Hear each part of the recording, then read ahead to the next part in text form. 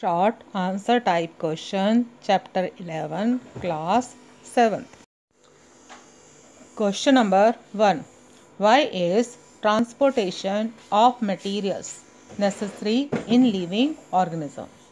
Or children, we can say what is the need of transportation of materials. Now come to its answer.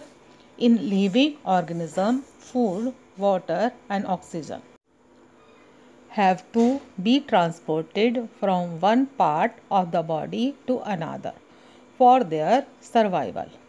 In living organism, waste products have to be transported from body parts to excretory organs of the body. Children, in living organism who are multicellular, there is a specific organ for every function. For example, the digestive system digests food, and this digested food is needed by every cell of our body. So there is a need of transportation of the digested food to each and every cell of the body.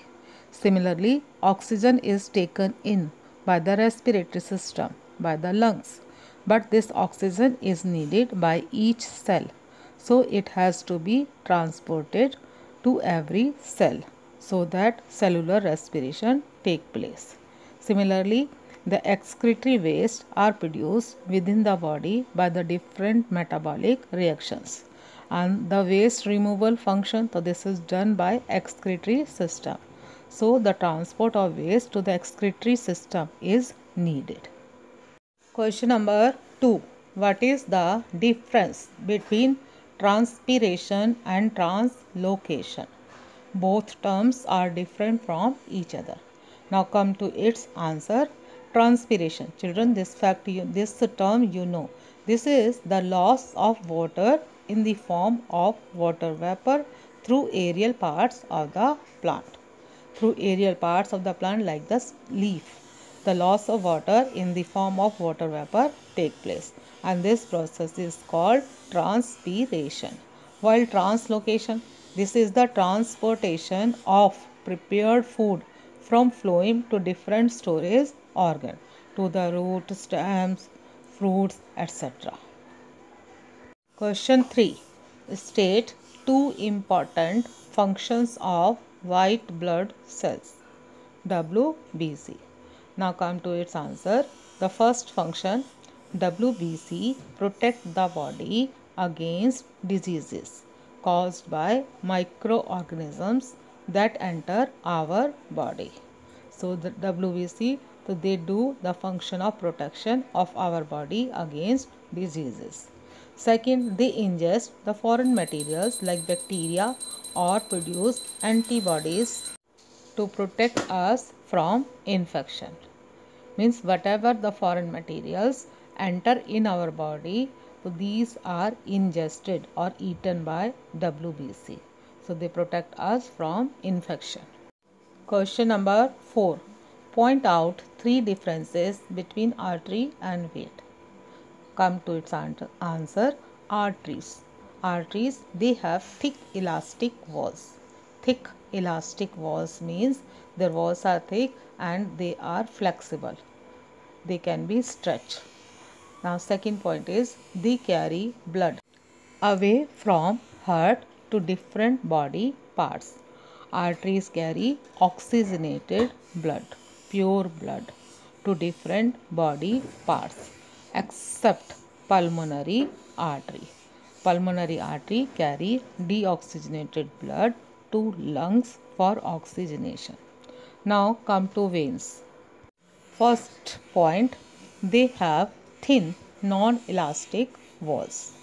The veins walls are not very thick. They are thin and non-elastic.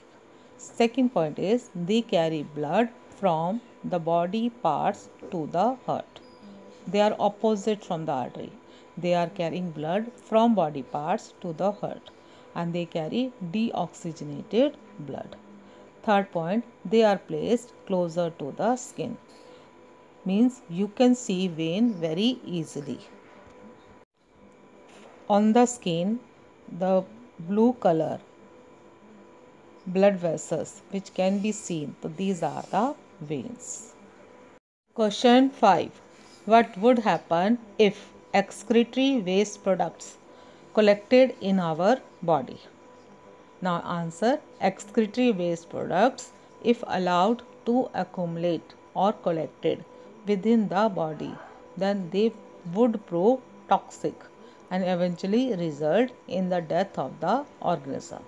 So excretion, this is the very important process because this helps in the removal of metabolic waste from the body. Now question number 6. How does water move up in tall trees? Now children, come to its answer. This fact we know: the loss of water from aerial parts of the plant in the form of water vapor. So this process is known as transpiration. Water moves up in tall trees due to transpiration, and the loss of water, so this creates a suction pull.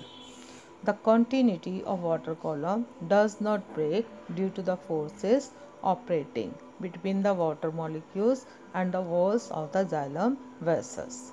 The transpiration pull, so this is sufficient to raise water in leaves of the tallest tree. So children, during the daytime, because transpiration take place, so water, this is pulled up in the tall trees due to the force created by the transpiration. But at night, stomata are closed, so transpiration can't take place. So the water is pulled up by the ion concentration difference between the soil and the root hair cells.